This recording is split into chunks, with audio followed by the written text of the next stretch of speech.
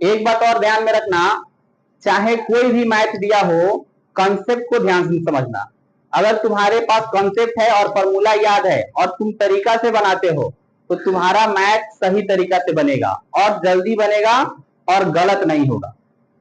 आजकल यूट्यूब पे बहुत सारे ऐसे टीचर बता रहे हैं, शॉर्टकट बता रहे हैं कि इसको ऐसे कर देंगे ना, यहां से 2 को यहां कर दो, आंसर यही होगा।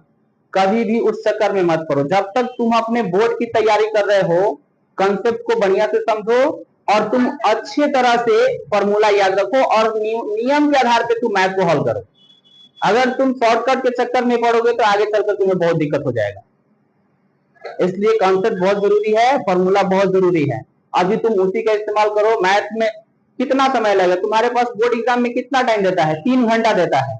और मुझे नहीं लगता है कि जो मैथ पूछा जाता है 10th क्लास में या 12th क्लास में वो 3 घंटा में न बन पाए।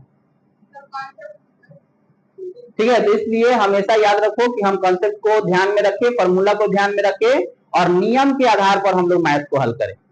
अगर इधर उधर से थोड़ा सा भी गलती करोगी तो एक क्वेश्चन के लिए हमारा सही हो सकता है, 2 क्वेश्चन के लिए सही हो सकता है, लेकिन सभी क्वेश्चन के लिए शॉर्टकट ट्रिक सही नहीं होते हैं।